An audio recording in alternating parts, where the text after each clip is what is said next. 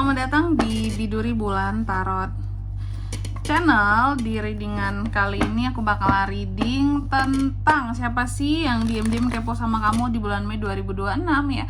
Untuk zodiak Sagittarius, keyboard para Sagi. Kalau gitu coba langsung aja kita fokuskan dulu ya untuk tarik energi yang kamu di sini Sagittarius.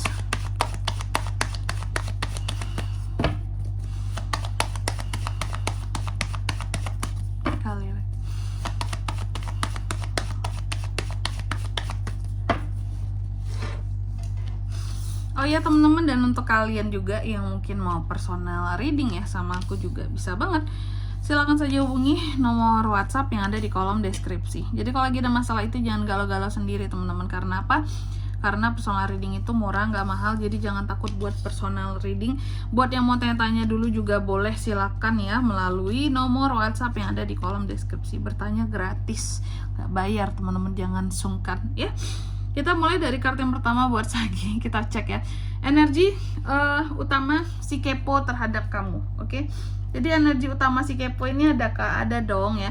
Energi utama si kepo di sini Sagi, aku melihat energinya di sini penuh dengan kelimpahan, terutama soal keuangan, materi, hal yang bersifat materi gitu ya. Pokoknya di sini situasi keuangan yang baik lah seperti itu ya. Terlihat. Oke.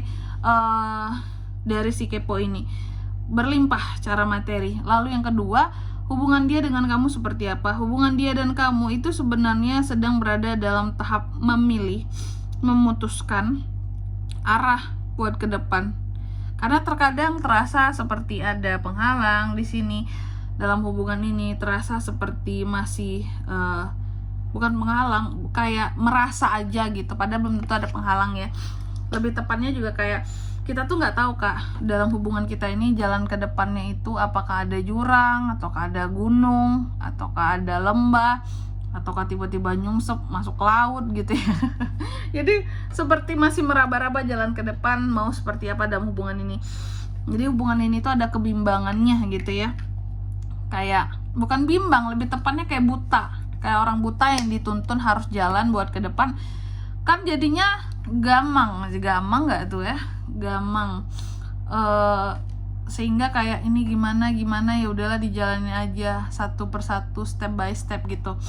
Terus yang ketiga, alasan dia kepo sama kamu apa itu Sagi? Dia kepo sama kamu karena di sini sayang, suka, seneng, pokoknya sayang gitu, merasa beruntung bisa kenal sama kamu atau mendapatkan kamu gitu ya, dan merasa puas gitu loh terhadap Sagi di sini teman-teman ya, merasa puas dengan apa yang Sagi punya, apa yang Sagi miliki, gimana diri Sagi gitu. Terus yang keempat, apa yang dia lihat dari kamu sekarang? Dia melihat kamu sebagai seseorang yang mendamaikan bagi dia, cie. Kamu suatu bagaikan apa ya, keberuntungan yang bisa dia dapatkan dalam hidupnya. Kamu ada sosok yang dia lihat ya sebagai sosok yang bahagia, sebagai seseorang yang mampu untuk menepati janji-janjimu, mendamaikan. Pokoknya sosok yang bagaikan Dewi Fortuna nggak tuh? Ya, pokoknya gitulah yang dia lihat dari kamu sekarang. Kamu tuh kayak luar biasa mendamaikan bagi kehidupannya gitu ya. Terus yang kelima, perasaan aslinya ke kamu seperti apa Sagi? Perasaan aslinya dia terhadap kamu di sini, dia merasa kamu ada sosok yang bagaikan rumah bagi dia, yang menenteramkan, memberi kenyamanan. Ada energi feminim yang dia suka dari Sagi di sini.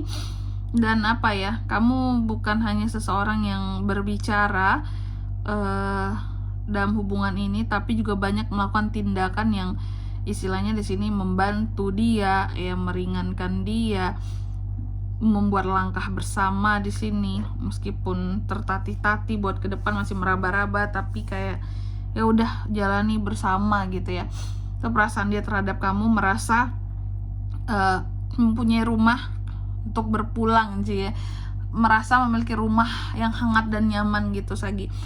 Lalu yang keenam, apa yang dia cari tahu tentang kamu di Mei ini? Dia mencari tahu apakah kamu ini orangnya baik, apakah kamu ini orangnya bisa sabar, apakah kamu ini orangnya bisa kontrol emosi dengan baik, apakah dia itu emosian sebenarnya kak. Ya kalau lagi emosian dia di sini orangnya cukup mengerikan gitu ya. Kalau yang nggak bagus moodnya, emosinya juga jelek banget gitu, dan dia mencari tahu tentang kamu ini bisa sabar nggak kira-kira ke depannya menghadapi dia gitu ya, dengan berbagai kekurangan yang dia punya juga tentunya. Lalu yang ketujuh, cara dia memantau kamu seperti apa. Cara dia memantau kamu, sebenarnya dia nggak terlalu banyak memantau kamu, bahkan nggak memantau sama sekali. Dia hanya berusaha untuk melakukan pergerakan yang semestinya saja ya. Mungkin dia langsung komunikasi sama kamu, kartu sword ya, komunikasi, langsung bertanya aja apa yang mau ditanyakan tentang keadaan kamu, nggak berusaha untuk mencari tahu yang gimana banget gitu, yang udah kayak detektif, nggak yang sampai segitunya banget sih. Mungkin bisa jadi di awal-awal perkenalan gitu ya, kalian seperti itu, dia seperti itu ke kamu, tapi makin kesini dia lebih berusaha untuk memahami kamu gitu ya, tapi nggak yang segila kayak detektif yang gimana banget gitu ya. Memantau kamu, memantau dalam cara yang wajar. Lalu di kartu yang ke-8, hambatan dia untuk mendekat terhadap kamu sesungguhnya apa? Perasaan sih ya, perasaan dia di sini orangnya cukup apa ya, kalau soal perasaan juga bisa melo. Terkadang perasaan dia di sini bisa menjadi hambatan untuk mendekat terhadap kamu. Rasa-rasa insecure gitu ya, rasa-rasa nggak pantas lagi gitu. Lalu yang ke-9, kemungkinan dia akan mendekat atau tidak mendekat.